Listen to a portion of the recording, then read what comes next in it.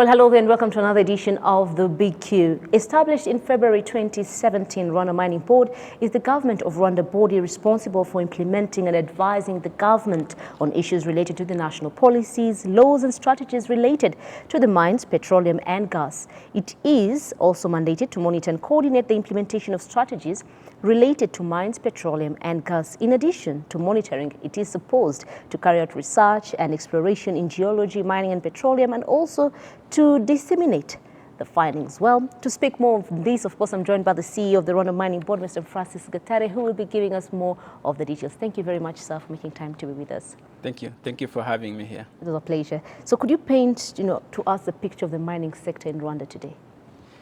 A picture of the mining sector in Rwanda today. The picture of the mining sector in Rwanda is one of a vibrant sector, very dynamic, employing currently in excess of 80,000 people, and with various range of minerals in the country, ranging from the traditional minerals that we are used to, like of course, I'm still talking to the CEO of the Rwanda Mining Board, Mr. Francis Gatare, and of course he's thrown in a challenge to you, our viewers, including myself, that we do have the best sapphires, amethysts, what else? Tamarins in the country. Garnets, so many of them. Exactly. So do not go far to buy this. Let's buy our home made in Rwanda gemstones.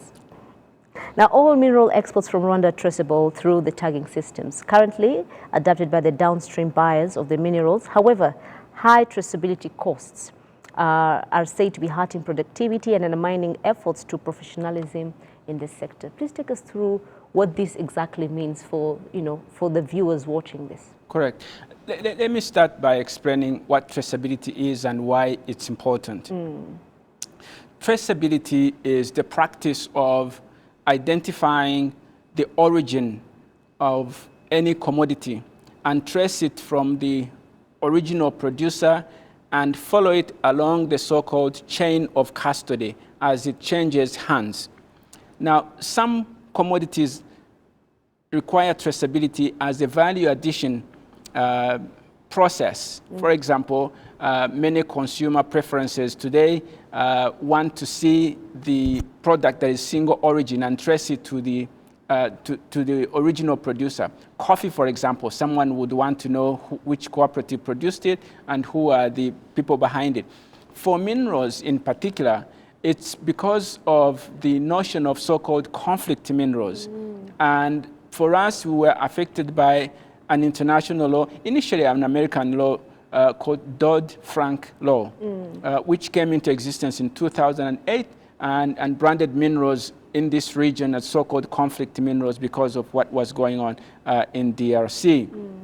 Now, since then, we have worked with our international buyers to establish a traceability mechanism that can demonstrate that in Rwanda, we have minerals that we produce here, that they are conflict-free, and that they can be traced from the mine to the processors up to the international refineries. And so that has been operational now for the last 10 years. And we have achieved important milestones as a result. One was that we were able to demonstrate that in Rwanda, despite some narratives that were being pushed out there, that in Rwanda we have mines, they operate, they produce minerals, and you can see them and trace them from the miners to the market. Secondly, we were able to build a good reputation in the international market. Today, Rwandan minerals are considered to be reputable minerals. They are considered to be to have gone through a so-called closed pipeline in terms of traceability, that there is no infiltration of any undesirable minerals.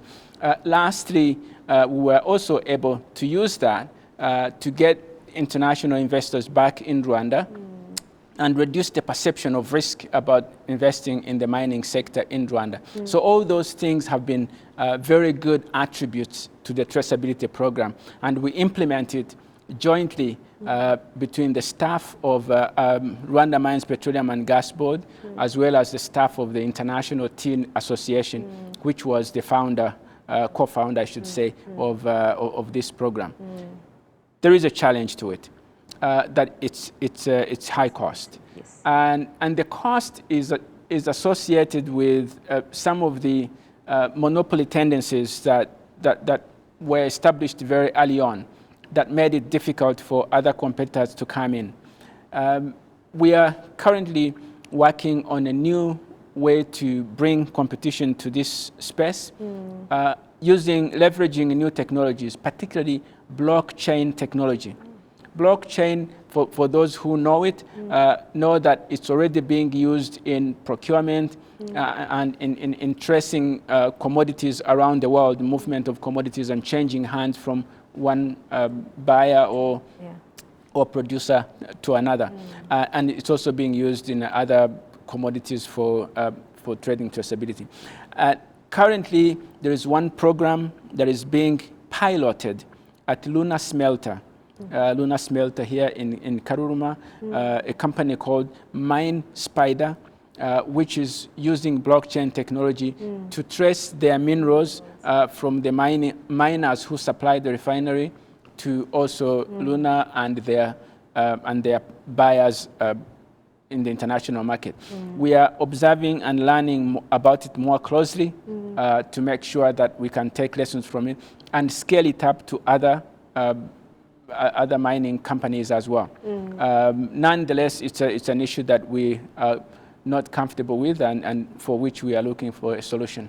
Speaking of solutions, I mean, locals say, the people who back in the day say, our parents used to mine in this particular land. I'm sure there's some, coal tar in it. And how then can a local Muturage, how can we make it affordable for them to try trace it before they can even contact you and say, we actually do have this coal tar in our land? So that's a very interesting one. It's actually illegal for anybody, irrespective whether they own the land or not, to engage into mining activities, even when they can identify it. Reason being that in every country around the world, mineral resources belong to the nation, not to the individual. However, every individual whose land is found to possess minerals must always be appropriately compensated before their land can be used for mining. However, I should repeat this, it's not legal and it's not acceptable practice for anybody or everybody who thinks they have minerals in their land to go after it because they will be prosecuted. That said, when they find and they suspect it is there, it's their right to apply for a license. And they will have first priority if indeed they demonstrate that they are capable of using their land for extracting the mineral that is there. But it should not, they should not attempt to do it before they have a proper license. Yes. Absolutely. Yes. So I wouldn't say I would call it a rumor, but we have heard so many times that the country has petroleum. Is this true? Do we have studies on this?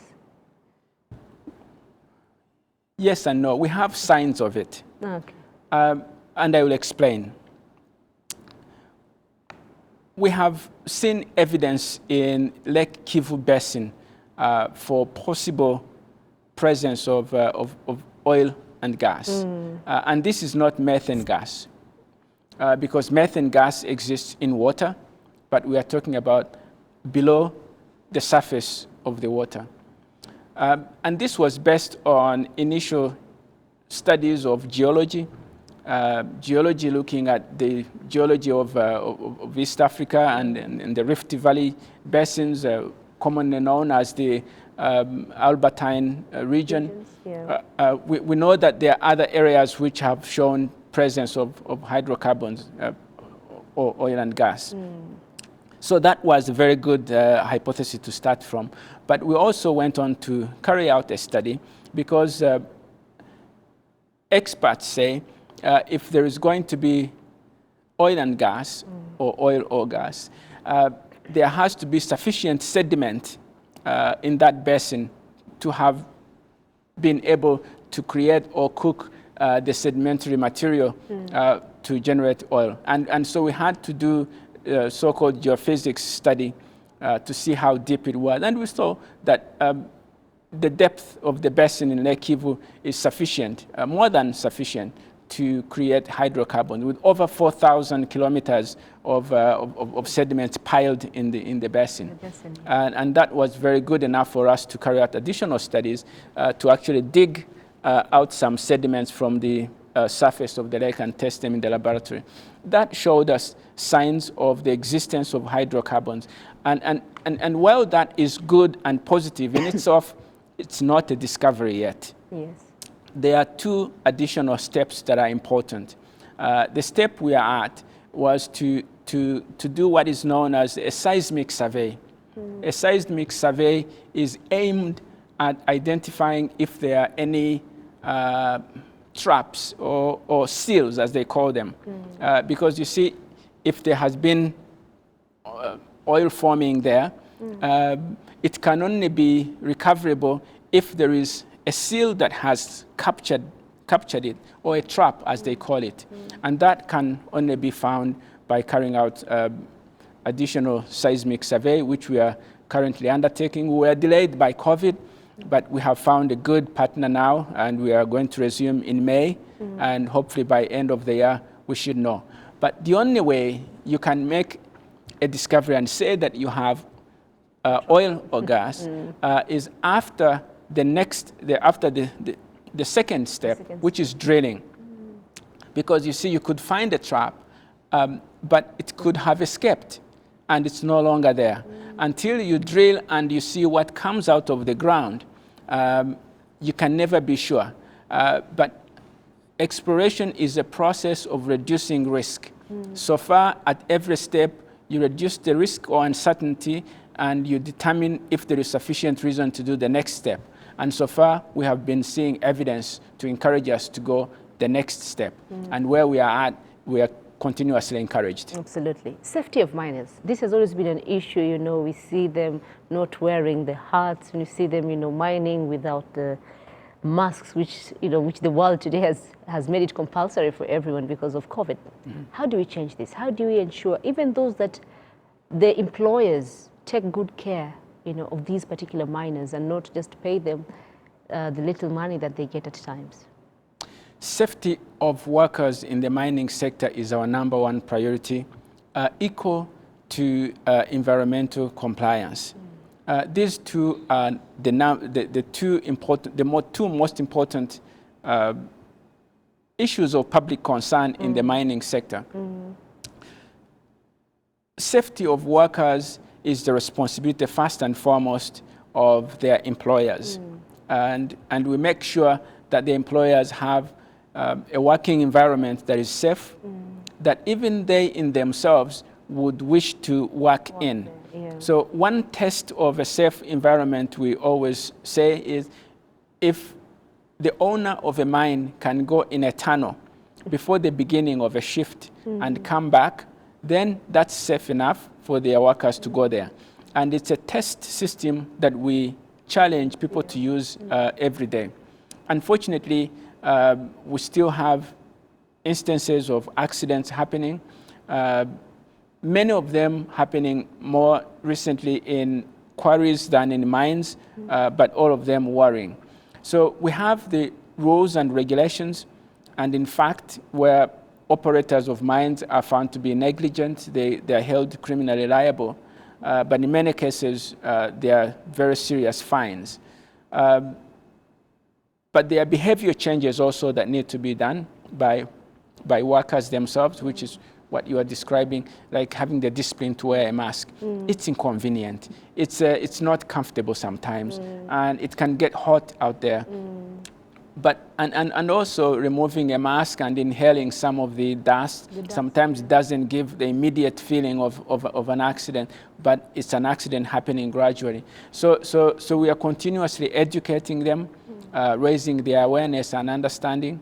But most importantly, the owners of the mines are increasingly employing professionals to not only manage the workforce, but also put in place the safety mechanisms for the workers to be safe. As I said before, it's still a challenge. There's not a single life that should be lost. until we reach that point, we still have a lot of work to do. Absolutely. So as we sum up, one would wonder, as an investor, how can I invest in the mining sector today? You're welcome to my office tomorrow. How can you invest in the mining sector? It's very straightforward. The mining law gives a framework that defines the requirements for investing in the mining sector. We have streamlined a number of things. The licensing process, for example, has been streamlined to make it possible for one to invest in any way you choose. For example, there is a license for exploration, and you can choose to get into exploration, which is a high risk but high reward business. When you make a discovery, you can flip it to a mine operator who is going to mine it. You make a good living out of that. Exploration license, up to 4 years, renewable multiple times, and for that you have an incentive if you choose to continue in exploration or to go into mining of up to 10 years to declare any losses you make on exploration on your income tax returns. So that's very important, exploration. You can invest in exploitation, which is actually going into extraction of minerals, processing them and selling them. And you can choose a whole range or any of the minerals to focus on. We have all this information available from our geological surveys. You can choose to go into processing. Say, for example, gemstones. You don't have to own a mine to be a processor in gemstones. You can do cutting and polishing and buy gemstones from those who own mines. It's the same with refineries and smelters. Many owners don't own mines themselves. But there's also a service sector for mining. Say, for example, the University of Rwanda is now graduating soon, hopefully the second generation of geologists and mine engineers. Increasingly, we have Rwandans that have knowledge in this sector. Not all of them will be employed by the companies. Some of them should be starting companies to provide services. There's a range of services for the mining sector that you can provide, including studies and other things. Lastly, there is a business in the supply and procurement for all the input materials of the mining sector. Miners use a whole range of materials, many of which they buy from the local market, others from outside. So all these are opportunities in the mining sector that we're encouraging business aspirants and investors to focus on. Absolutely. Well, thank you very much, sir, for making time to be with us. Thank you. Thank you very much for having me. Now, as usual, my name is Fiona Mbabazi. Thank you very much for joining us. I hope we have learned a thing or two on the mining sector. And of course, the investors, like Mr. Francis Gatare himself has said, are welcomed to come and join the sector. Have yourselves a lovely evening and enjoy the rest of programming.